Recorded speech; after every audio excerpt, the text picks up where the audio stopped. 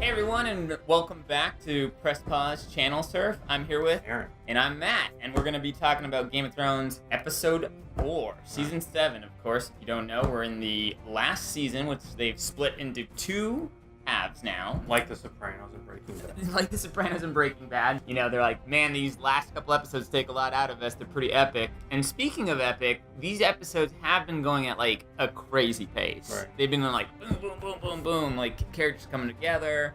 Like, things are moving, alliances are being made, and people are dying. Right. That's probably the fastest we've seen the series moving. Yeah, ever. Yeah, which is crazy. And I'll talk about this at the end of the episode. I have a little bit of a problem with that, but we'll get into that when we finish this recap. Holy crap! Yeah, holy crap. Shit went down. So we start back with Jaime. He has the gold from the House of Flowers. Tyrell. The Tyrells, and they're delivering it. The men are kind of like a little bit tired from the battle of doing that castle, and then we finally get some lines of dialogue from our good friend missing for the longest time. My buddy Bronn. Yeah, Bronn. And he wants a castle from Jaime. That was the promise Jaime made him. Give you a castle and all the money and all the women you want if you help us. So he wants to, get paid. Yeah, and he hasn't, so he's getting gold, but he wants the castle. He wants to be like a lord and look respected. And then Jaime's basically like, well, when everything's done, you can have whatever castle you want, Right. He's saying if you have a castle now, what's to stop, Daenerys to come and just take it away from you? Anyways. Exactly, and plus he just wants them to help him on this war. He's a sellsword, so he doesn't really have, his full thing, but he does care about Jaime, and he does care about Tyrion. And they trust each other, too. I mean, Jaime, that seems to be like his right-hand guy now. He doesn't have anyone from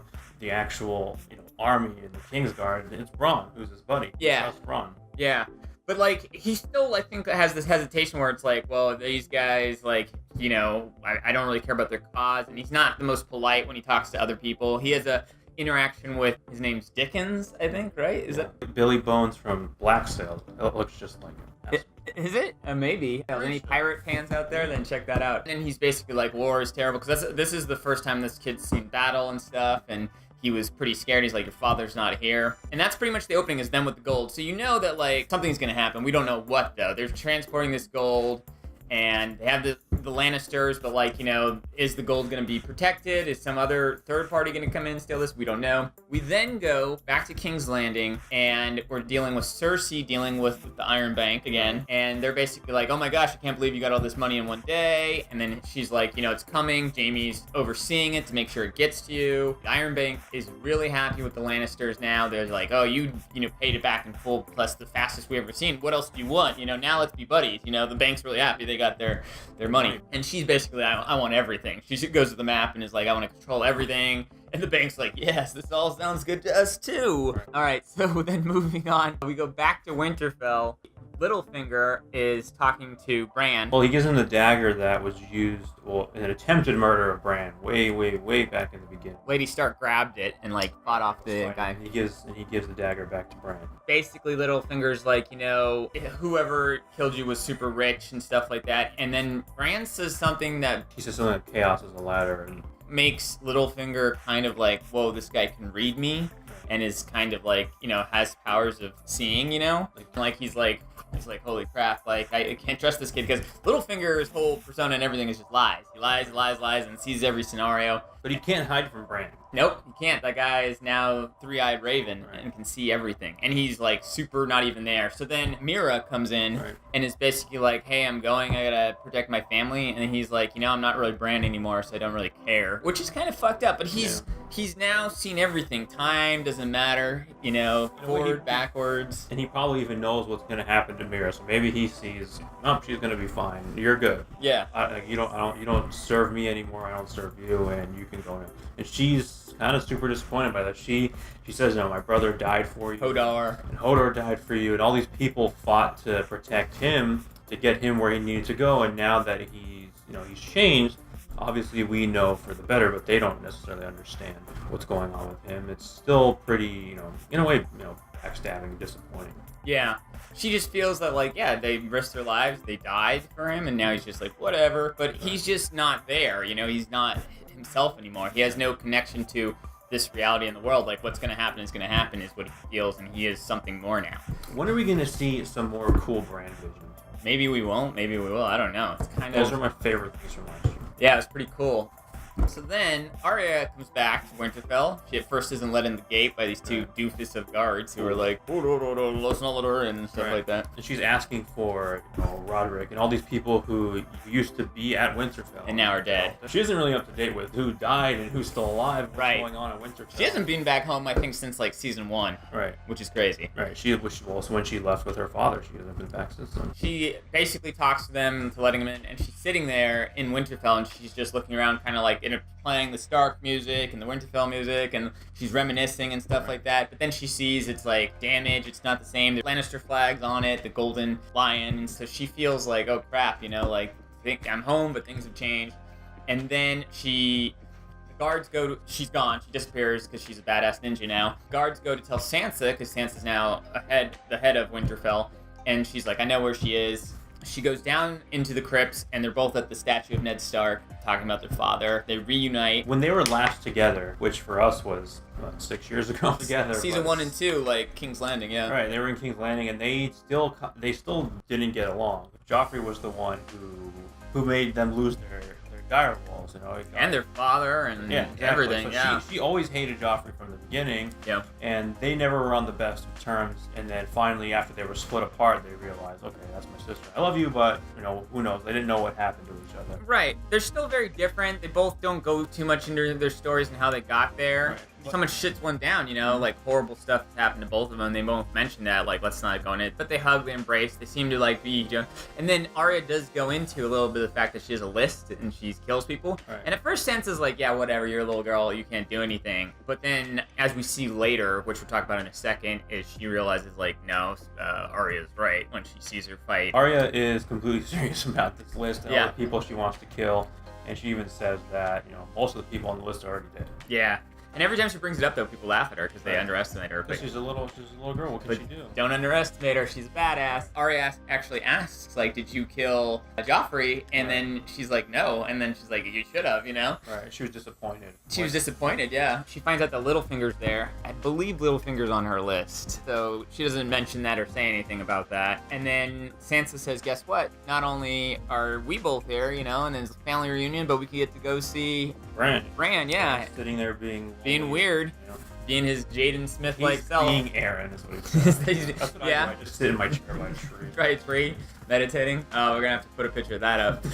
Yeah, so he's sitting by the tree, and then Sansa's like, he sees things now. He's a little bit weird, Arya, and Arya's happy to see him. But then he says something that reveals to Sansa, like, oh, the list is real, and she's killed a lot of people with these things. And then Sansa starts to put together, like, this is true. And then he basically gives her this dagger, which I think is like he already foresaw this, like she uses this dagger for something, Right. So that's why he's like, why do I need it? But he's playing his part, like it's all happened already. It's all what is gonna happen will happen. Raven sees back and forth and everything. He's just completing the circle of what he already knows is going to happen. Right. Which creates a time travel paradox, which they didn't think of. Right. So he gives the dagger to Arya, and then he also has, side note, he has a cool little wheelchair now. That's a lot easier for him to get around. Right. So then we go back into Winterfell and Brienne. And Brienne, again, doesn't take the credit for getting them all home and safe, because that was her oath to Lady Stark. And Right. Podrick says to her, you fulfilled your oath to Lady Stark. And she's like, I didn't do nothing. Leave me alone. But it was, she played a big part in getting them all back there safe. Right, and then he calls her lady, and she almost gets mad, but then she's like, takes the compliment. She's changing as well. She's realizing that, her being a lady is not a crutch, it's part of who she is. And then she did do a good job, and they're all safe here. Which is pretty amazing how many Stark kids are alive, besides R.I.P. Rob. Rickon. And Rickon, yeah. True, we got an arrow in the back. Poor guy. Poor guy. We finally saw him after so many years. Yep. So yeah, no, she sees Arya fight, and she's amazing. She's a badass and stuff, and she she's going full force with the giant sword against her, and then Arya's just with needle Exactly. being going in and out. And what's also I thought was pretty cool. Arya also, she's wearing her father's leather armor. It looks just like it. It looks like it. I don't know if it's the exact same thing. Yeah. Well, it would be a different size, but she's wearing an armor similar to her father from we saw from the first couple episodes, and then also she even does her hair in the style that he does too. So she's kind of embracing this this warrior mentality. Yeah, and it's funny that you say that, because I think if you look at Sansa, I mean, to me it looks like she's dressing like Littlefinger. And then this is kind of my thing, but I don't know if it was exactly true. So again, if you are watching this and you disagree, please leave a comment. But I saw this weird thing with Sansa where at the end, she's thinking about, I think, that she's like, oh, you know, all this horrible stuff happened to me and I can't fight. I'm kind of like weak. But she's strong in like a different way. But seeing Arya, I sense like maybe jealousy or resentment, because then she kind of like walks away while she's fighting with Brienne. Did you get that or not really? No? No. Okay. I mean, yeah. I mean, no, I don't know. I didn't really. You didn't see that? Okay. Well, if you see that or thought that, then leave a thing. And then the last thing is there's also a glance between Arya and Littlefinger. Yeah. And as we know, he's on her list. Yeah. Peter Baelish is on the list. So is she going to kill him? Is she going to let this go because he's helped Winterfell? Like, we don't know. So interesting stuff there. And then we go to Jon Snow. And Jon Snow is at Dragon's Keep. He's mining the dragon glass now, which, you know, as we learned 2 episodes ago, is all you need to kill the White Walkers. Not all you need, but it'll help. It helps. As we saw Sam that one time stab the White Walker and explodes, basically. Right. This stuff is like kryptonite for White Walkers, and they're mining a giant underground cave of this stuff, which is pretty cool. You get to see it, and it looks cool. Exactly. So he takes Daenerys down there, and he's showing it to her that, you know, this is basically all we need now. There's plenty of dragon glass here. It's going to help us. It's huge, but he also shows her a little bit deeper in the cave. There's all these drawings from the Children of the Forest, and they were there, you know, thousands and thousands of years ago. Yep. And she asked, like, okay, well, and she says, well, maybe they came before the first men. She says, nope, they were there together. Right. This is like their history. Like, they used to think the Children of the Forest came before men, you know, but it shows that they coexisted at one point. And she thinks that maybe they were against each other, enemies. Yeah. But Jon Snow shows her who their common enemy was, which was White Walkers. In a very good, like, cave drawing of the White Walkers. I mean, it was spot on. They look identical. Exactly. Yeah. So you know that those first men and those Children of the Forest, they had some run-ins with the White Walkers. Big run-ins, because they had to get up close to see exactly what they look like. The only reason they won and held back the White Walkers where they were just like a myth, that was because the humans and the Children of the Forest united and did this, you know. But history, you know, it's been so long, it's become myth, and now no one believes it. And now finally Daenerys has the proof that these White Walkers are real, and they do need to come together with the dragons and the stone to win. Otherwise, they're all gonna die. Exactly, and she sees, you know, like you said, she sees it now, and she finally tells Jon, okay, I'll help you, but you gotta bend the knee. Exactly. She wants him on her side to help him take King's Landing. She wants to be queen of everything. All 7 kingdoms, no matter what. She's like, I don't care, everyone's gonna die. Like, you gotta bend the knee. And he's like, my people won't follow someone that they don't know. They've entrusted me. I think he's afraid that they just won't follow her. And she's like, well, you're their king, so you better, you know, like, you can make them realize I'm the one, you know? And again, I think now it's come to a point where he's convinced her how important she is. But I think, you know, Jon is not fully there yet on, you know, convinced by her. You see a little bit that he is later on. Jon Snow also has to just let up his ego, because she says back to him, like, you gotta let your pride go and just bend the knee, you know? Like, just let it go and, like, let's join forces. So they come outside on, like, pretty better terms, and then there's Tyrion. Right, Tyrion and Varys come in there, and they don't look very happy. And Daenerys right away is like, what's wrong? What's going on? Why are you guys looking so sad? And they reveal to her that, we took Casterly Rock. She's like, well, that's great. That's what we wanted. Tyrion's like, but, you know, we lost another ally. The Tyrells are gone. And the fleets also took out a lot of the Unsullied as well. Yeah. So the Unsullied are anyway screwed. Tyrells are completely gone, and she's furious. She says, all my allies are gone. Who do I have left? She's like planning. She actually gets mad at Tyrion and is like, do you not want your family to be hurt? Like, is that the problem? Like, enough about that. We need to, like, attack. She's questioning Tyrion now. She's like, you know, all of this was your plan. And we talked about this a couple episodes ago, is that Tyrion, you know, he's the one coming up with this big plan. And Elena, before, the last thing she said to Daenerys was, don't trust Tyrion. Now, I don't think it's a sense where Tyrion he's not sure of whose side he's on. I just think that it looks really bad for him that the plans he's had is only helping the Lannisters. Yeah, I don't think it's helping them, but it's just they've not been great plans, you know. And they've figured it out. And they've basically overcome all his. I agree, though. Like, I don't think Tyrion's doing it vindictively, but I do think there is a part of him that cares about Jaime. You know, definitely. Which, we kind of see later on, and she's furious. She says, you know what? I'm just gonna take my dragons. I'm gonna go to King's Landing. I'm gonna destroy everything. basically Tyrion and everyone else is saying, like, no, don't do that. Like, we warned you why you shouldn't do this. Right, you should continue his plan, he says, and just, like, put the Unsullied fleets and then do a blockade, and then don't burn everything down. Exactly. She asked Jon for help. And she says, well, what do I do? What do you think I should do? And Jon's like, oh, I don't know anything about this stuff. This isn't my field. I don't deal with this. And he tells her anyways, exactly what you're saying is that people don't want another leader or another ruler who's just going to kill innocent people and set fire to everything. They want someone that they can trust and they can look up to. Right, they don't want the same thing like the Mad King or everyone before, which uses violence and is terrible. They want someone that's like actually good, so you can be better than this. Is what he says. If she does this in the way she wants to, nothing will change. It's the same thing that she's become just another Mad King. Exactly, and another Cersei and another Robert. Things But that does give her another idea, which you find out later. Yeah, true. So Jon is walking around with the Onion Knight, and they run into Melisandre. Over here, Melisandre's saying, where we come from, we don't care about the Seven Kingdoms. We don't care about Westeros. We don't care who the rightful king or queen is. We follow her because we believe in her. Right. And that, in a sense, kind of convinces Davos and Jon that she isn't ruling just for power and violence. She's ruling to do good and free people from the hell they've been living in for years. And then they see in the distance, it's Theon's fleet. Well, the remaining ones that are on Yara's side. One of the Greyjoy ships is coming towards the shore. Yeah. And so then they all get up, and it's the first time that Jon Snow has seen Theon since like season 1 or 2, I want to say. Probably once since he left for the Wall. Yeah, that's right, season 1.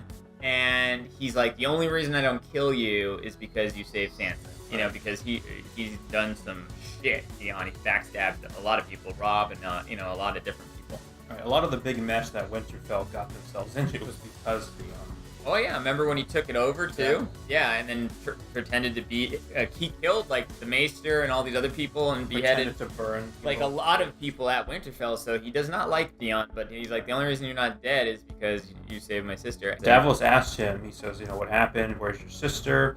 And he says, well, she's in King's Landing now. Euron took her. And he says, I need to ask Daenerys for help. Where is she? And then Jon Snow's like, she's not here. And then where did she go? Where did she go? Dun dun dun. And then we find out, and this is one of the cool sequences of the episode. It's always cool when you get to see a dragon just raining down hellfire. The Lannisters are, still taking their time to deliver that gold, and they hear this noise. And this is where I have a problem, since I'll talk about it here. I think I know where you're going with this. Yeah. I thought about this too. It doesn't make a lot of sense. So the Dothraki are there.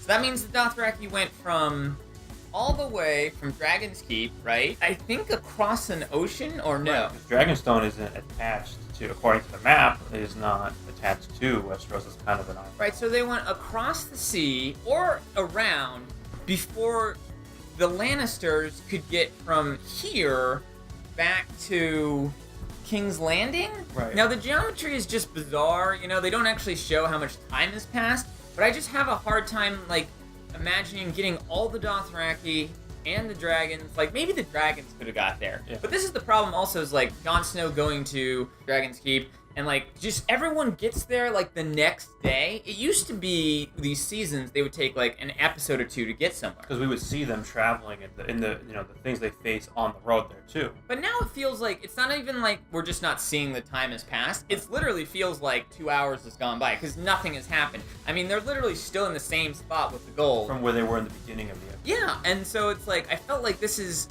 and this has been happening a lot this season, where just characters can just go here, then here, then here, then here.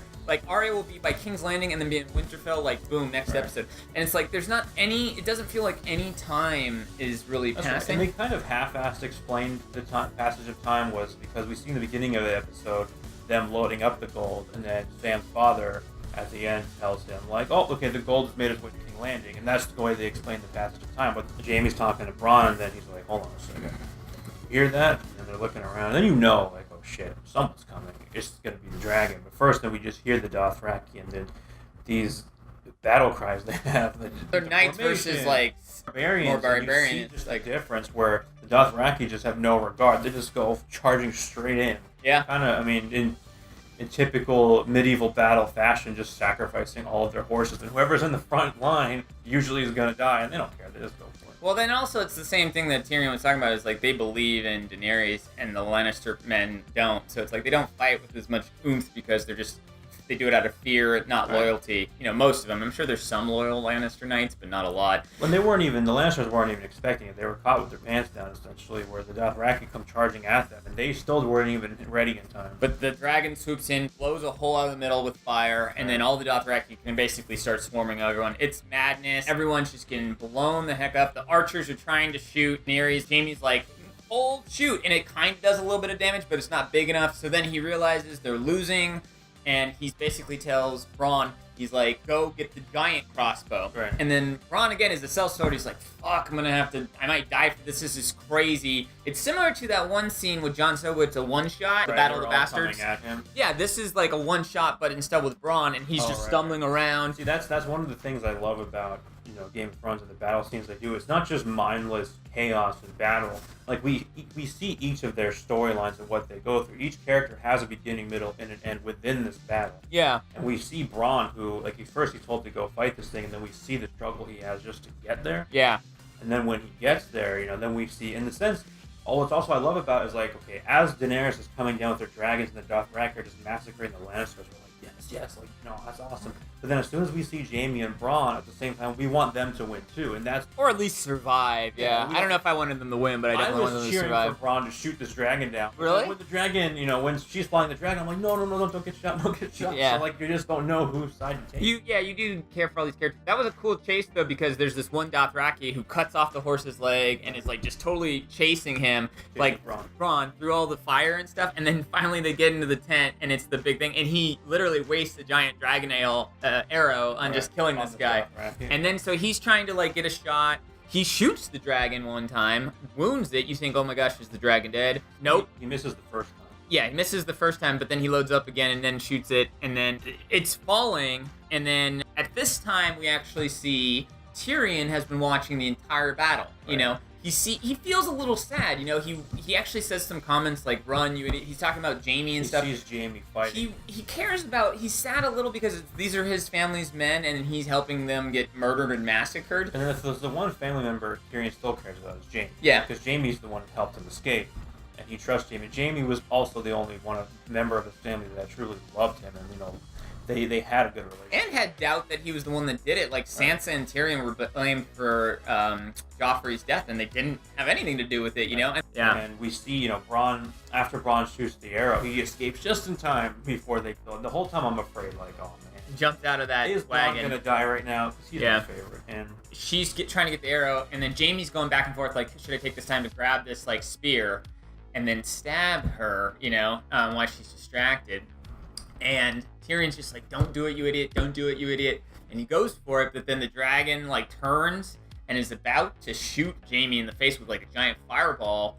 And then Bronn, like, jumps and then grabs Jaime, and they land in just in time. Dodge the fire, and they land in this lake, and then Jaime's, like, sinking to the bottom, and it's all good and dark, and that's the end of the episode. Yep. Pretty action-packed, pretty crazy stuff happening. I would say, other than Battle of the Bastards, which is in a league of its own, I don't know how they're going to top it. This was probably, to me, the second best battle. Oh, wow. What about the one with the wall? Was pretty good with the giants? Remember that fight? That was pretty cool. Yeah. But this scene... Literally.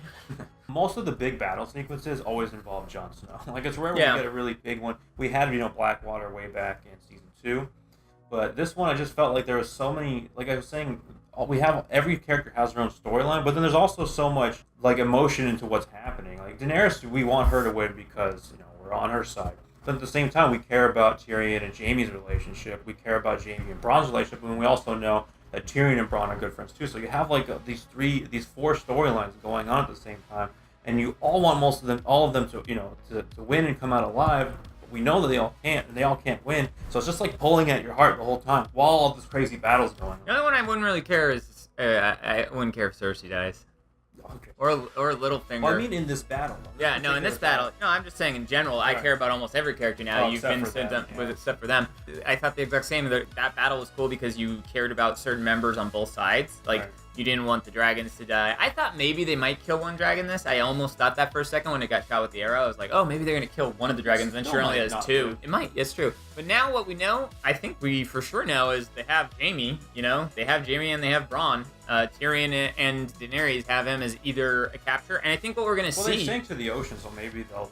They might get away. We don't know for a fact. But, I mean, who wouldn't just go in and scoop them up? They either get away or they get caught. Those are the two options. He just got incinerated with the horses. The possibility. Here's the interesting thing I'm thinking. If they hypothetically are caught, I don't think Cersei's going to do any type of, like, negotiating for her brother. And I think that's going to really be, like, sad for Jaime, because it's going to be like, hey, you know, like, I thought you loved me. And she's like, no, I don't really care, you know? Yeah, that's a good... Because he's the one who lost, basically, a big portion of this army. And then Cersei can meet her new boyfriend, Euron. Yep. They can put thumbs up each other's bums. They're watching basketball together. So that's pretty much it. Thanks so much for watching. This was episode 4.